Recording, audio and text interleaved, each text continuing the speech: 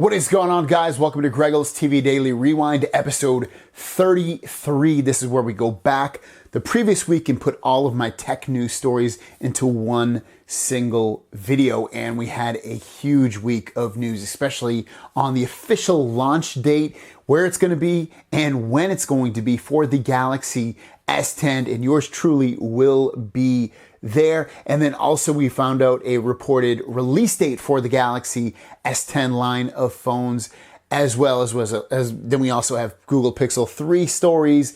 We have OnePlus 7 pictures. We have all kinds of news this week. So check it out, enjoy the show, and leave some comments down below. I'm headed out to CES, which is in Las Vegas today, and then it starts. It's like Tuesday, Wednesday, Thursday, Friday, and I'll be there definitely probably from Tuesday till Thursday, maybe Friday, but definitely till Thursday.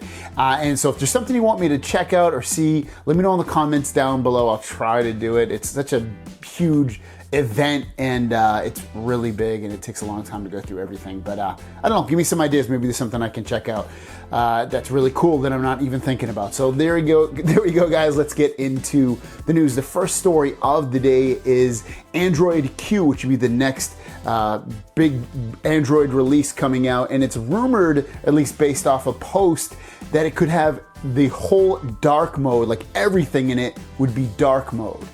Now, it's in a post on the Chromium bug tracker that Android Police has on their website. It says dark mode is an approved Q feature. The Q team wants to ensure that all preloaded apps support dark mode natively. In order to ship dark mode successfully, we need all UI elements to be ideally themed dark by May of 2019. Now, a lot of apps are already allowing for dark mode, which is amazing. I love it. It's easier on the eyes. It's easier to read. And, you know, Samsung already has it built into a lot of their themes right now. And regular Google phones don't have dark themes because they just have whatever Google gives you. But this is great news for all phones that will run Android Q to be able to have dark mode built right into them. And the last story of the day, it wasn't a big news day, unfortunately, because I'm doing this video so early because I'm going to Vegas. And that is that Sprint has announced that their Samsung 5G phone, most likely the Galaxy S10, will be coming out in spring of 2019. Now, their 5G network will go live in Atlanta, Chicago, Dallas, Houston, Kansas City, Los Angeles, New York City, Phoenix, and Washington, D.C. later this year. The phone itself will have dual mode connectivity to their LTE and 5G networks, meaning that connectivity over the 2.5 gigahertz spectrum and 1.9 gigahertz spectrum band 25, 800 megahertz spectrum band 26, and other LTE bands. Now, I hope the takeaway from this is that the 5G phone won't come out 4, 5, 6 months later than the regular Galaxy S10. I'm hoping it's just the Sprint version because Sprint's 5G network isn't fully ready. We'll have to wait and see. Maybe it's another Samsung phone. I highly doubt it. I really think it's going to be the Galaxy S10. It's got to be. I mean, it's the next biggest phone coming out by Samsung. I am in Las Vegas right now, and I haven't really done much. We drove in, and we had lunch, or dinner, I should say, at Nacho Daddy, which was pretty good. And then we're just checked into the hotel waiting for tomorrow, because I'm recording this the night before, so I have time to put out a news video. So really I'm recording this Monday, but it'll be released Tuesday. Regardless, let's get into the news. The first story of the day is the Pixel phone, the 3 and the 3 XL, which had awful audio recording when you'd record video with it, has put out a fix finally in their January update. Now, the reason they put out this update is because when you record video, the audio would sound like really hollow and like just awful. I don't know if you've seen videos on it, you'll know what I'm talking about. But if you have the Pixel 3 or Pixel 3 XL, you definitely, without a doubt, want to do this update because it's going to make your video recordings sound so much better. Next up, Samsung has announced their largest QLED TV ever, and it's, wait for this, it's 8K. As you know, most TVs right now are about 4K. This is an 8K 98-inch QLED TV. Now, we don't have pricing or specifics of when it's exactly going to be released, but one of the cool things that it does, since there's really no 8K footage really anywhere that you can watch, is it upscales everything up to 8K, and they say it's pretty much pristine at that. I'd have to see it to be sure, but regardless, it's such a cool thing to have, you know, an 8K 98-inch TV. I can only imagine what the price is going to be. It's probably going to be 10, 15,000 when it comes out. They have smaller versions of this TV also coming out, but if you want to get the mega Big Daddy 98-inch, you're gonna have to spend probably, again, like a lot of money. And also, there's no 8K content, so you're just gonna be living off of 8K upscaled content. And the last story of the day is if you have a Galaxy Note 9 and you're on T-Mobile, they have pushed out an update for a bunch of fixes. Now, as you can see right here, T-Mobile rolled out the new update with calling and camera improvements. So this is the December 2018 security patch, and it provides over 40 Samsung vulnerability and exposure fixes. It also includes new calling service enhancement, caller verified, simply known as caller ID and scam protection, and camera preview. My first full day at CES, and it is, if you've ever been to CES, it is like completely overwhelming at times. It was very, very busy. Monday is the absolute worst day to be here. Or is it Monday? I don't even know what to do. No, it's Tuesday. Tuesday is the real official first day, and it's really, really busy. Everyone's here, and then it kind of goes down in terms of population of people that actually attend the event as it goes on. It lasts all the way until Friday. I'm going to stay here until Thursday and then head back to San Diego. But overwhelmingly, what I went to is just mostly it looks like basically the smart home area where it's like smart lights and doorbells and bathtubs and mirrors and fitness stuff and stuff like that. Like, not my favorite section of CES. I'll be going to that tomorrow, which is at the Las Vegas Convention Center, and I'll be checking out some stuff. But anyways, guys, let's get into the news. The first story of the day, and it's really the only story that I noticed of any interest, especially with you guys that watch the show, is that the Galaxy S10 Lite appeared in a Geekbench score. And what it showed us was some interesting specs on there. It showed us that it's going to have 6 gigabytes of RAM, which isn't terribly surprising because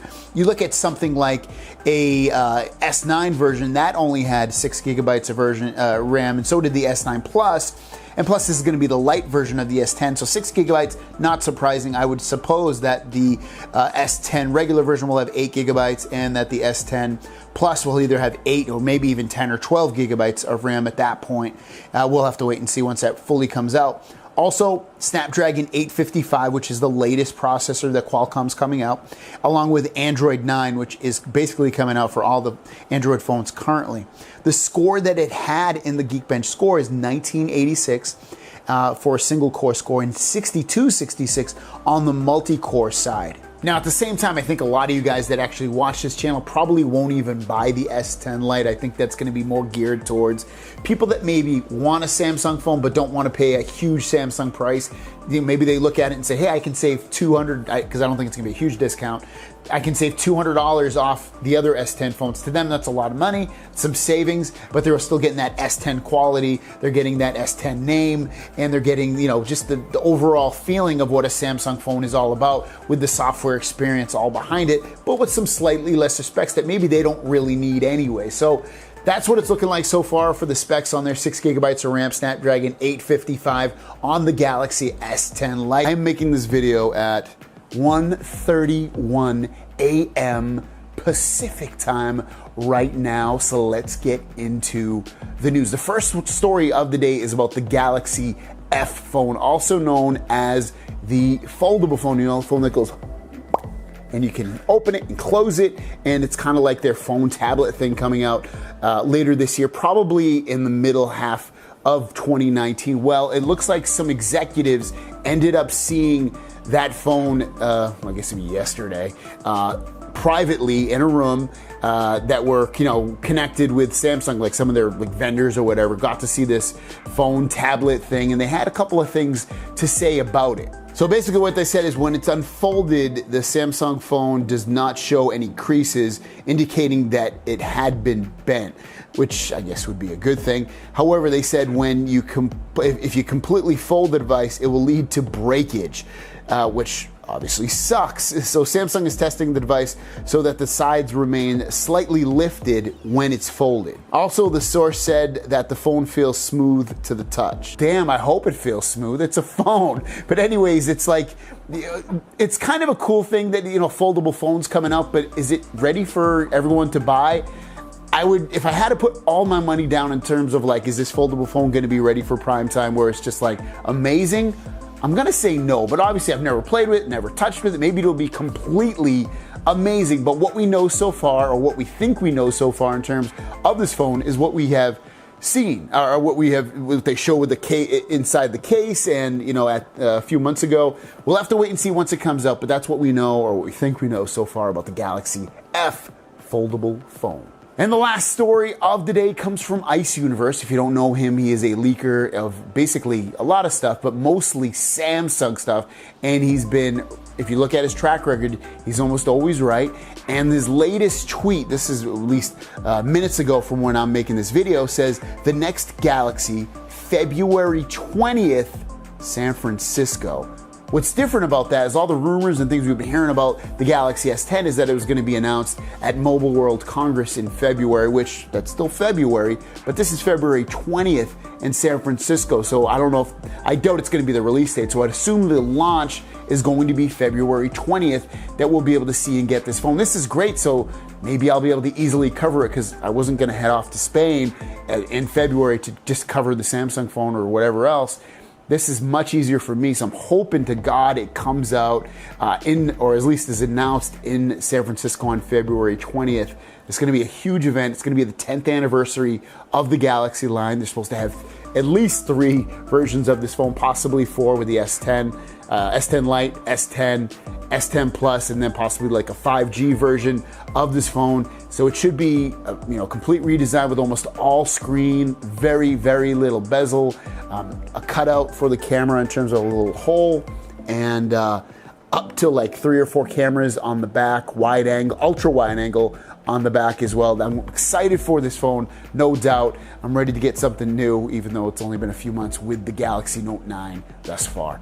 Let's get into the news. I'm back home. I'm back from Vegas. It was a 3-4 day trip, and we drove back last night, drove through the desert into San Diego. It was great. The parties were cool. It was really nice to meet a bunch of different YouTubers as well. And overall, I'm ready to get back to my daily life, so let's get to it. There's only one story today, and it is about the release date of the Galaxy S10 line of phones. Now, yesterday they announced that they are going to do Samsung Unpacked on February 20th in San Francisco. And obviously when Samsung launches a phone, they usually release it slightly thereafter. And it looks like Yonhap News over in Korea is saying that Samsung will be releasing the Galaxy S10 line of phones on March 8th. Now, not a huge surprise, but it's nice to have a kind of concrete date at this point. So March 8th looking like the official release date for this phone. I would suspect that after or on the day of February 20th that you're going to end up getting the actual pre-order that you can go onto Samsung's website or carrier website or wherever you purchase your phone and be able to get that phone pre-ordered right then and there. And then we'll be hearing about gifts. We'll be hearing about exactly, when you'll be receiving it, because maybe you'll be receiving it shortly thereafter, because sometimes carrier phones come out slightly before the official release date. Let's get into the news. The first story of the day is about AirPower. If you know what AirPower is, it is a product that Apple announced at the end of 2017. And basically what it is, it's a little pad that allows you to charge a few devices, Apple devices, wirelessly. I guess you could probably charge almost anything on there that's wirelessly charging. And it was supposed to come out in 2018. They've missed that deadline completely, obviously, because now we're in 2019. But it looks like it has entered production and should be coming out fairly soon, at least according to Mac Rumors, who has translated a Chinese post from Charger Lab. So good news, I guess, if you look at it that way. If you're an Apple fan, you'll be able to wirelessly charge your watch and your earphones and your phone all at once on a charging pad. And hopefully it'll come out very, very soon for you guys if you're wanting this device. Next up, a reported leak of the OnePlus 7 has just occurred, and looking at this design, you can see that it is no notch, there's no cutout for the camera, it is all display, and then if you want the camera, it's gonna have a sliding design, which I don't know if I'm gonna love that. I mean, it's kind of futuristic and kind of cool to have completely all screen, but at the same time, you're gonna have that mechanical thing going up and down. with the camera in order to take a selfie. How quick is it gonna work in terms of sliding up?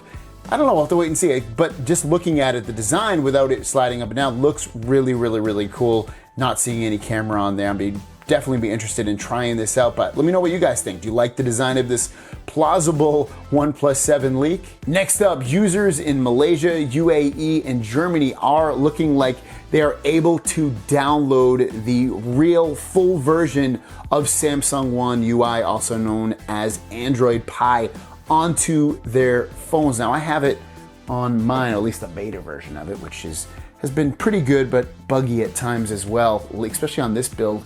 And if you're gonna get a futuristic, bubbly kind of look. You have dark mode built in, and some other things as well, like easier to navigate the phone, especially if you have small hands, because a lot of the buttons, action buttons anyway, are towards the bottom of the screen. Well, it looks like I said, it's rolling out just a lot of devices there, the real full version of this, which would mean a lot of other countries should be seeing this soon. My guess would be this upcoming week, since Samsung had such a busy week with CES, and they had the announcement of the Galaxy S10 Unpacked event, which is happening on February 20th. I would guess that this week we're going to see a lot more countries, Monday, Tuesday, Wednesday, Thursday, Friday, somewhere in that range. You're going to see a lot more countries, maybe even USA, getting this pushed out to certain devices. We'll have to wait and see, obviously, but definitely it looks like it's coming for sure. So if you're in one of those countries, let me know if you've gotten this update already. And the last story of the day is about the slimness of the new Galaxy S10 Plus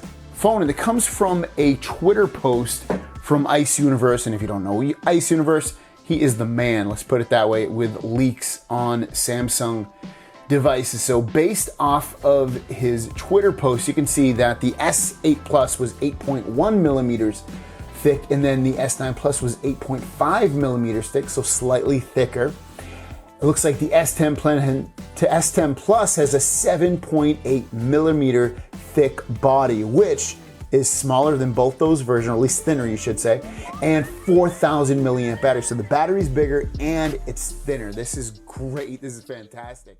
Let's get into the news. The first story of the day is if you have a Pixel 3 or 3 XL and you like to watch Netflix, it looks like they have silently rolled out an update giving you HDR support, also known as high dynamic range, so you can get some cool, like deeper blacks, deeper colors overall, and different contrasts within that to make it look even better for your video viewing pleasure. So what you would just do is just, choose something that has HDR support within Netflix, and if it does support HDR, you will see a little HDR icon to the right of, the information about the show. For instance, you can see the screenshot right here, Sex Education. It says new 2018, 18, one season, and then to the right it says HDR. So if you see that, you'll know that you have the update already for your Pixel 3 or 3 XL. Next up, the 2019 Samsung Galaxy A phones, which are their kind of mid-range devices,